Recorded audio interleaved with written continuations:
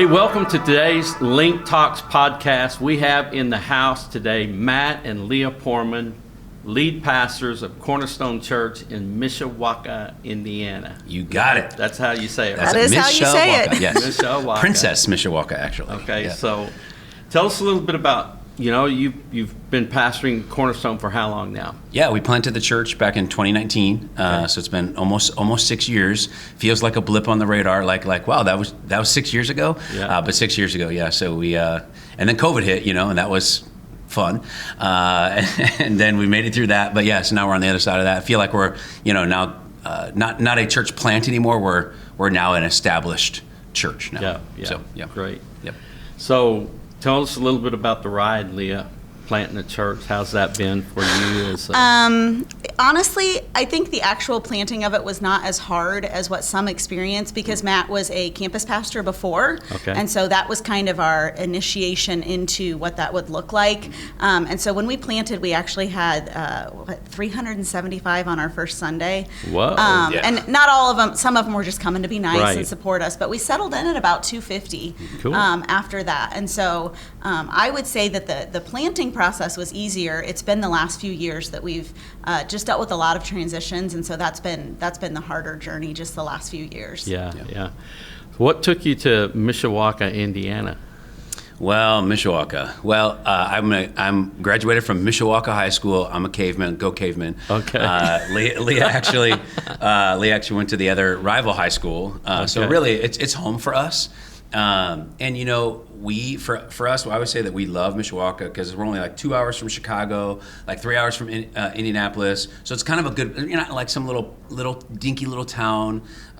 So we like kind of where we are. Yeah. And then so you get a heart and a passion for the people Yeah. of your city. And you're like, we want to see God transform this place. Yeah. That's meant so much to me for my whole life. Yeah. And so then we went on staff at another church.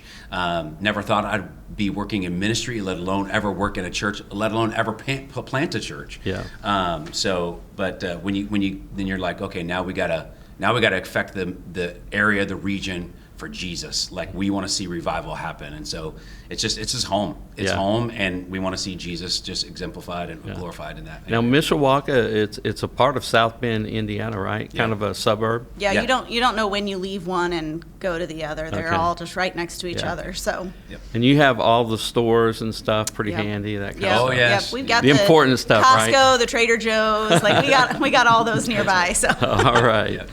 Cool. So in that context, then you're kind of a suburban city, but yet you're a part of a more of a metropolitan kind of area. Mm-hmm. So you have a lot of opportunities to really reach out and make an impact. One of the things that we're talking about today is how to be generous and impact your community through your generosity. Yeah. And I love you guys' story because you realize you don't have to do it all by yourself, right? Right. Tell us a little bit about what generosity looks like. First of all, tell us how you stepped into wanting to be a generous church. Yeah. And then let's talk a little bit about, how you engage partners into that process. But Sure. how did you come on to the idea of, hey, let's be a generous church? Yeah, so this is gonna probably y'all who know me you're gonna make fun of me. So before we planted the church, you have those times you're just like sitting and just vegging. And I was watching. I know my man card's gonna be revoked. Hoda and Kathy Lee back in the day. Okay. And there was these two gentlemen on the TV that day that they were selling bouquets of flowers in college campuses. And they were giving a portion of that money that they were making on the college campus back to each university. And I felt like the Lord said, pay attention to this because I want you to do the same in the church. And so as I watched it, I just felt in my spirit like this reality of like, we got to give back. So whatever, because we have people tithe and give offerings to the church. And so what if we did the same thing? What if we gave back 10% of everything that comes in and it just goes right back out the door? And so Yeah. since the very beginning, from the very first offering we ever took, we take 10%, we set it aside, and it goes right back out. Yeah. And Leah can tell you some of the specifics, but man, we feed people, we clothe people, we take care of people. We do things that Jesus would care about with that 10%. Yeah. And I actually think, I tell the church all the time, it's one of the funnest parts of what we get to do as staff is to figure out what do we do with God's money to go and take care of people and love people and be generous. Yeah, that's amazing. And you don't realize, we talk to our congregants about tithing. Right. Okay? But there are a lot of churches, especially church planters, that they don't step into tithing. They're not a church that tithes. Right. Okay? I believe that if we're going to ask people to tithe, then the church itself ought to be a tithing church, a tithing entity. And so that's huge, especially because you're planting a church, you're all in. Finances is one of the primary issues when you're planting a church, because you want to have a salary, you want to feed your family, and then you also want to provide programming and all the stuff for the church and all the intricacies that surround that. And yet you took that step of faith to be a tithing, generous church. Yeah. So, well, I would say that our board, I kind of threw out the idea and then was like, well, maybe we'll ease in. And our board was like, no, if we're going to do this, we got to. And so I just want to just plug our board and just give credit to them, because it's good to have a council. Yeah.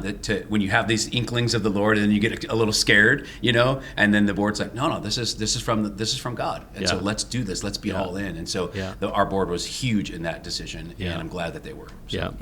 So Leah, you're kind of the hands-on person that kind of watches the purse strings of the tithe. Tell us a little bit about what that responsibility looks like and kind of what your role is.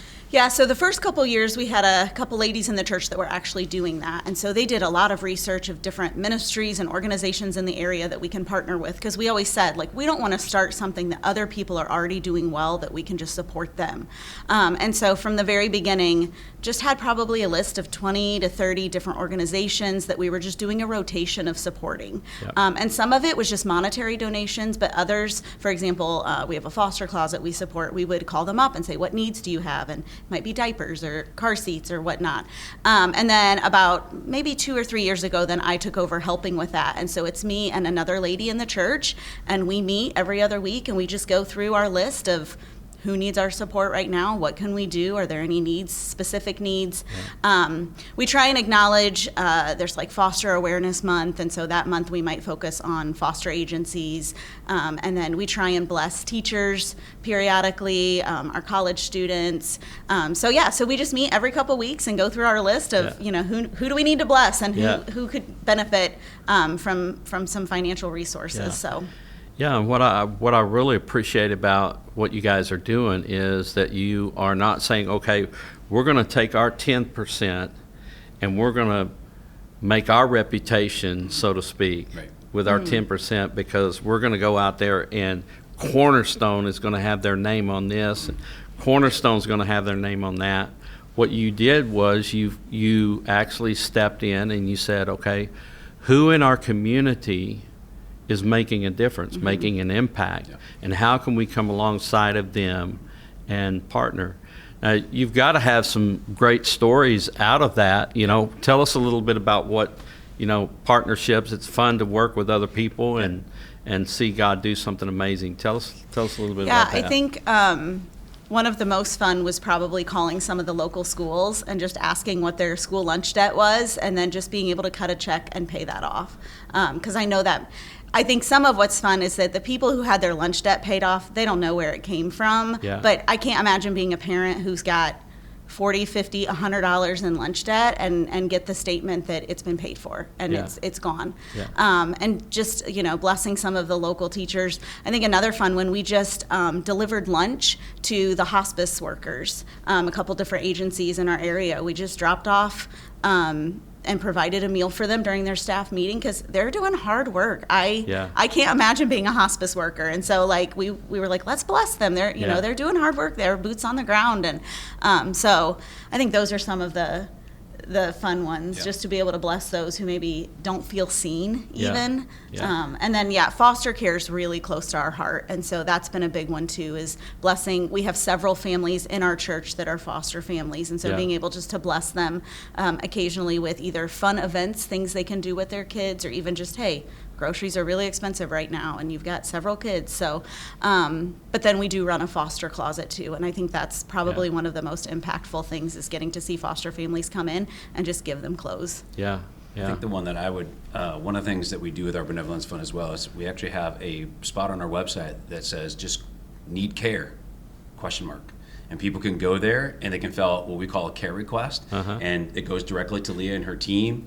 And if somebody says, hey, I can't pay my rent this month, make it very clear that we're a one-time assistance. It's not something that this can be a continual thing, because again, we have limited resources, but we want to be for the community, right? And so the one that comes to my mind significantly is we had somebody fill out a care request that their husband was going into rehab and has 3 kids. 3 little kids. 3 kids, and just was like, he was a breadwinner for the home. I don't know what I'm going to do. We can't do this. And so we were able, had opportunity to really care for that family in the midst of this. And Dad went through rehab, got out of rehab. He's part of our Celebrate Recovery program at the church. Okay. So we actually just got a chance. Celebrate Recovery's been on our church for 4 years now. They just celebrated the 4th anniversary. He was there that night at the 4-year anniversary, pulled us aside and just said, and we don't always get to see that other side of that, but that was a story that we like, hey, really, thanks so much. I'm getting chills even talking about that. Like, thanks for taking care of my family. Yeah. And man, that, like, we don't get to always see the end of that, but man, that's why we want to do what we do, because that is something that God absolutely cares about. Yeah. And so it's those countless stories that we don't even get to know the end of them, that we have an opportunity to do this because we do generosity like this. I know you guys kind of focus a lot on foster care, but as we were talking, kind of preparing for this segment, you were talking about some of the broad things that you do. I like the one you were talking about with the wheelchair ramps. Oh yeah. Tell that. Yeah. So there's an organization in our area called SAWS. It's Servants at Work, and their whole purpose is to build wheelchair ramps for people who become either temporarily or more on a regular basis physically disabled and can't get in and out of their houses, because most houses don't have they have stairs, and so they can't get wheelchairs up. And so they will ask churches to fund those ramps, and then you send a team out of like 6, 8, and 10 people, and it takes usually 3 or 4 hours, and and I think over the course of the last 6 years, we've at least a dozen ramps that through our small groups and a couple of other things. We actually have another opportunity to do another one coming up in May, and these are people that would just not be able to get out of their house otherwise. Right. And what's so significant about that is that you're not just giving, but you're mobilizing your people alongside of your giving. Right. And I think churches miss that sometimes, is by partnering with someone in the community that's already doing something, like whether it's feeding the poor or, providing, foster care things or building ramps or whatever, that it provides an opportunity for you to mobilize your people to do the work of the ministry. Because there's so many ushers that you need, and there's so many, so there's a place that's bigger outside, and it puts the church into the community. Yeah. So that's one of the things that we do with our small groups. We ask our small groups, because you can talk about that a little bit. Yeah, we ask our small groups to do at least 2 outreaches a year Okay. As a small group. And so, I know our small group has gone to a couple different organizations and done cleanup for them. There's a place in the area called Cultivate Food Rescue, and they package food and then send them home with kids on the weekend who may not be eating on the weekend. And so we've gone there and packaged food. And so we just encourage our small groups, don't just be inward focused, be outward focused. And so get out in the community, and we give them a list of hey, these are partnerships we have. We encourage you to go and partner with them. And I think my men's group one time, there's a ministry, it's a basketball ministry in town. So we just went and worked the basketball game. We did concessions, and I kept the scorebook for the basketball game. But that was incredible, because these guys, and they loved it. The guys loved it. And what opportunity would have been missed if we wouldn't have said, hey, groups, go out, get out, and take one of your your meetings and just be outward focused. Yeah. And the guys kept asking, when are we going to go back to the next basketball game? You know, Yeah. that kind Well, of and I think that's a big thing. Generosity goes beyond just financial. Right. Right. Like there is a being generous with our time. So it's not, we want to be careful not to just be always throwing money at these Right. organizations, but what are other ways we can come alongside and help? Yeah. So Yeah. So what do you feel like generosity, that whole spirit of generosity, culture of generosity, what do you feel like it's done for your church? Yeah. You know, because if we give, the scripture says we're going to receive. Yeah. You know, if we sow, we're going to reap. So what are some of the harvests that's actually impacted your church? Yeah, I mean, I actually think that we have seen people literally tell their friends what Cornerstone's doing, and our church has actually seen growth because they're like, well, I want to be people want to be part of something that is beyond just inward focus in this building, these four walls. Yeah. And so it's actually helped us in church growth, which is kind of like that's not what we were doing it for, but like it's one of those things like, okay, well, churches, we want to get people in and see people changed by the gospel of Jesus. So I think that's helpful. I think the other part of that is that again, we're just trying to model this. Yeah. Right. This. Like the church, we just sent out a message this last weekend about like this. Listen, the church does the tithing. The church does the generosity thing. So we're trying to model this for you so that ultimately this trickles down to every individual life. So it always gives us something to point back to when you have those conversations of, oh, like generosity matters. Oh, hey, by the way, the church does this too. So Yeah. I think it's a great model that we can always point back to as well. So I don't know if you would add anything. yeah, I mean, we do a recap every 6 Oh, yeah, weeks that's or right. so. We make a video or we do an announcement of like, hey, here's what's happened over the last 6 Yeah. weeks with the Benevolence Fund. These are the different ministries or organizations we've partnershiped with. This is where your money has gone, and Yeah. we make it very clear. Like this is your money. Yeah. We're able to do this because of you giving. Yeah. And so I think it makes them feel more a part of it, to know that it's because of them. Yeah. So. And it that's makes fun to them do. realize that the church is more than just being in the building. Yeah. Right. The church is about the kingdom. Yeah. Yeah. I tell people all the time, like we say that, spiritual health in our church, we have identified it as relationships that feed us, but serving opportunities to feed others. Oh, yeah. And that's spiritual health, right? Because Yeah. if you have one without the other, you're going to be a little out of balance. I mean, sometimes a lot out of balance. Yeah. And so you need both of those avenues. And so it really I think pushes our church into healthy places Yeah. significantly. Yeah. Yeah. A biblical worldview is one that looks outward more than it looks inward. Yeah. Yeah. Yep. So we want to help people. So Well, and a core for us, is, our church's, our slogan is where relationship is at our core. We deeply care about relationship with each other. Yeah. But we have three areas of that: relationship with Jesus first, then each other, and our third piece of that is our community. If we were that church that's sitting in the parking lot on Burkett Avenue yeah. and nobody knows and has a relationship with us, we are not fulfilling the mission God has Yeah. called us to. Yeah. And so it was key for us from the beginning of 6 years ago. We have to have a relationship Yeah. with our community. Yeah. And so we're trying to live that out. Well, that's Jesus, when he was leaving this earth, he gave a commission Yep. to the disciples. And it wasn't to stay up in the upper room and hang out and sing Kumbaya Right. and have their spiritual, latte or whatever. Right. But it was to go into all the world and reach the world for Jesus Christ, right? Go to your Judea, Jerusalem, Judea, Samaria, and othermost parts of the world, Yeah. right? Right.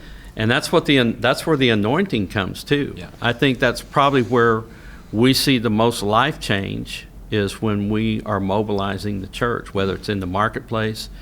That's one of the things that I really am passionate about is to allow our marketplace ministry people to understand there's an anointing on their life, not just to do business, but there's an anointing on their life to make an impact in their community through being Christian leaders and Christian marketplace people. Absolutely. So, Yep. Yep. hey, if there's one last word that you would give, I want you to look over here Yeah. and just give one last challenge, because we've got people out here listening to this today that maybe need a little spark. Yeah. So spark them up. Yeah, well, I would just say this.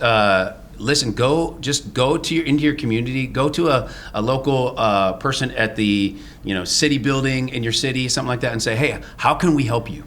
right? How can we serve the city? How can we serve the county? My guess is they'll point you to a place. If you know other place, but maybe just equip a couple people to say, can you do some research on other organizations that are like doing great things that we could partner with? Because that's what we had people do, and they just did it. And now we have sometimes more than we can serve in a given month. And so it's kind of fun to have an abundance of places who need help and care and love, and so and places that we can put our generosity in. So I would just encourage you, just start the conversation. That's awesome. Hey, thanks for being on LINC Talks podcast today, and we want you to live a life of generosity so that you can make an impact in your world as well.